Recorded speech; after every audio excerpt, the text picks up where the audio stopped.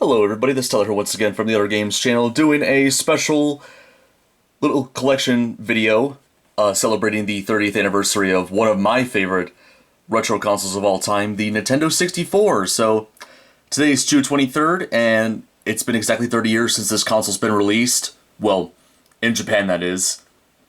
Of course, it came out in September of 96 in North America, and then a year later in Europe. But yeah, today is the 30-year anniversary of the release of this console, which, even to this day, there's plenty of people, including myself, that really enjoy the console and its library of games, despite how very short it was. Had about 300 games or so, which is pretty small compared to, especially when compared to the PS2 library, which had like, what, over 5,000 games or something. But regardless, a lot of memorable games from this console, and I am going to show you all of the ones that I have in my collection as of right now, as a way to celebrate. So most of them I do have loose, so I do have these little stands to store them in. However, as of recently, I have discovered this small business called Mini Box Gaming, which makes small replica boxes of like cartridge games like NES, Super Nintendo, Sega Genesis, I believe Commodore 64, like almost every like old school video game cartridges. Atari, they do that as well. So I've been slowly but surely getting to those as well. Only got 4 of them with the boxes so far. I do have the cartridges stored in them for these 4 titles. Everything else, as of right now, is loose, but I will in the future get boxes to store these in. And these are really cheap too. They're like about $6 to $7 per box, and then of course, the more boxes you buy, the cheaper that each individual box will cost. So if you get between 4 to 9 of these, they'll probably cost like $6.50 and so on and so forth. It's kind of how they do it there. Anyways, I'll start off, of course, with the loose copies I have here. I have 2 of these stands to store these games on, and I have them ordered in alphabetical order. So, and 2 of these titles I have yet to show in any of my video game collection videos, like this one right here, to start off with, the most recent addition to my collection, and I'm so thankful it came at a perfect time. Got good old Conker's Bad Fur Day, published by Rare, and it is one of the few very rare N64 games that are rated M for mature. So there we go, Conker's Bad Fur Day. Been really enjoying the game so far, really interesting. Put a few hours into it, looking forward to beating it. Speaking of bangers, then again, almost all the games in my collection are bangers, debatably. We have Ocarina of Time, the first 3D Legend of Zelda game, which recently got announced to be getting a remake for the Switch 2, which I'm really looking forward to getting. Really excited about that. And I'm also currently trying to, if possible, get the original version beat before playing the remake. But I'm gonna get the remake regardless of if I beat the original one or not. Alright, next up, Mario Golf. Right there. I personally really like golf games. They're probably my favorite sport in terms of video games to play. I don't know what it is. This and Hot Shots Golf for the PlayStation consoles, really, really fun. Although, weirdly enough, with Mario Golf, you don't have Mario as a starting character, which I think is really weird. Speaking of Mario spin-offs, Mario Kart 64, the first N64 game that I've ever played. I had this back in the day on the Wii Virtual Console, and of course I had to get a physical copy of this one. This one's a classic, love it to this day. Even though there are some better Mario Karts out there that have come afterwards, like Mario Kart DS, for example, Mario Kart 8 Deluxe, so on and so forth. Alright, next up, the first Mario Party right here.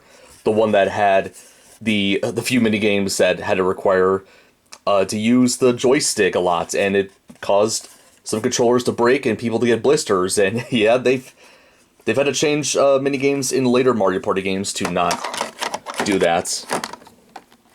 And I have, of course, the sequel, Mario Party 2, the one that I'm sure a lot of people are familiar with, because up until, like, a few years ago, this was the only Mario Party game that had any sort of re-release outside of the N64. Like, it was on the Wii and Wii U Virtual Consoles, and yeah, eventually they released this one as well as 1 and 3 on the Switch for online, so that's awesome. As of right now, I do not have Mario Party 3, but that is a game I'm definitely plan on getting in the future. Mario Tennis, right here, the game that introduced Waluigi into the Mario universe, and also reintroduced a couple other characters like Birdo and Daisy, and they would end up appearing in a lot more Mario spin-offs afterwards. Alright, next up we have another game that I haven't shown in any of my collection videos, Pokemon Puzzle League. This one is a lot of fun, definitely a great puzzle game to play. One that never got a Japanese release, interestingly enough. This was, unlike, obviously the main series games don't really follow the anime, but this game had anime elements into it, like obviously Ash is in the game, and all the other anime characters. The voice acting is the anime voice cast, so interesting. Right there. Alright, another Pokemon spin-off. All the Pokemon games on N64 are spin-off games. None of the main series titles are on here, but we have Pokemon Snap. There is slight label damage right here, but that's fine. Obviously, I'm not looking at the back a whole lot, so that doesn't really bother me as much. So there's Pokemon Snap. Alright, next up, the first Pokemon Stadium. Now, what is really interesting about this game, as well as Pokemon Stadium 2, is the use of the Transfer Pack accessory, which any of the Pokemon that you've collected in the Game Boy Pokemon games, you can use the Transfer Pack, put your Game Boy game into the controller with the Transfer Pack, and any Pokemon you've collected you can battle with in Pokemon Stadium. But on top of that, they also work as little mini emulators. You can actually, if you want to, play, for example, Pokemon Red, Blue, or Yellow on Pokemon Stadium, which I think is really neat. A way to play Game Boy games on a Nintendo 64. Next up, Star Fox 64 right here, which has a cartridge label that doesn't really speak Star Fox, at least in my opinion. Like, I would expect them to have, like, I don't know, the ships or the characters on them, and just this giant robot right here. I haven't really gotten much into this game. I played it for a bit. Didn't know that this game wasn't going to have a save feature. I guess it kind of works like an actual arcade rail shooter where you're expected to do it in one go. Alright, and now for me, and probably a lot of people, probably an all-time best N64 game, in my opinion, of course. My personal favorites. I shouldn't say the best, but it's my favorite. Super Mario 64. This is another one that has some label damage, but that is perfectly fine. Nothing to worry about there. Yeah, this is also the only game on the console that I've actually... Well, actually, this and Mario Kart 64, I've 100% completed both of those games, which make a lot of sense now that I think about it, because they're my two favorite games on the console. Alright, next up, the original Smash Brothers game. One that I'm very surprised. I pointed this out in previous videos, but I'm very surprised that this game hasn't had a Switch release yet, Switch Online. Especially considering that this game had a Wii Virtual Console release. Like, it would have made sense for them to release it on Switch Online. Maybe they will in the future. I mean, they ended up releasing Donkey Kong 64 recently. I didn't think that game was ever going to come to Switch Online. Alright, and the last of my loose cartridge N64 games, we have Yoshi's Story right here. Don't really have a whole lot to say about that one, because haven't put a whole lot of time into it, unlike most of the others. And, of course, to end the video, I'll cover the 4 games that I have with these replica boxes. Donkey Kong 64 to start off with. As I mentioned earlier, this game got a Switch Online release, so now it's playable for newer audiences and on a modern console. So there you go. Really enjoyable game in most areas, also really difficult in other areas, but other than that, I like it. F-Zero X, probably, out of the F-Zero games I played so far, probably my favorites. Not much else to say about that one.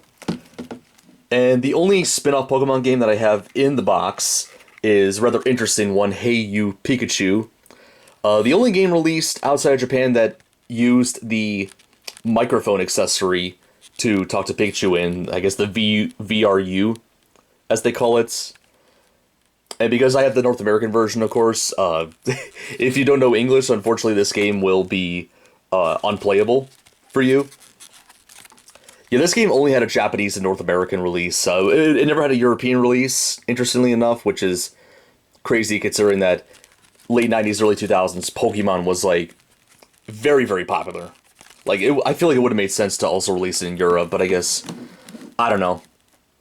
I mean, this game did come out a year, the North American release of this game came out a year before the GameCube, so maybe they just thought it was, because the GameCube coming out, too late to release N64 games, but that didn't stop them from releasing Conker's Bad Fur Day, and unfortunately that game didn't sell very well. I mean, also part of that was due to the marketing, but anyways, don't know why I went back to Conker, but anyway. Alright, last game for this video, Kirby 64 The Crystal Shards, a game I definitely want to put more hours into. Love Kirby games, and this one, from what I played so far, is really good. Also, one of the few games I have in my collection that, like, doesn't really use the joystick at all. I think you control Kirby with, like, just the D-pad, which is not a very common thing for N64 games, because a lot of them you use the joystick on. Anyways, that was my rambly video showcasing my N64 collection, which, obviously, it's far from complete. There's definitely a couple other games I would love to eventually get in this collection to not only just collect, but also play them, obviously, because it defeats the purpose of a game if you're not going to play them, you know what I mean? Anyways, hope you guys enjoyed this video. Let me know in the comments, are you guys also fans of the Nintendo 64? Do you have the console yourself? Do you have any games for it? What are your favorite games from it? Let me know all those details in the comments below. Hope you guys enjoyed. Stay tuned for more content to come on this channel. As I said earlier, happy 30th anniversary to the classic Nintendo 64 console. A console that I'm sure I'm still going to love even when I turn 50. Anyways, this is Tyler from the Other Games channel, signing out.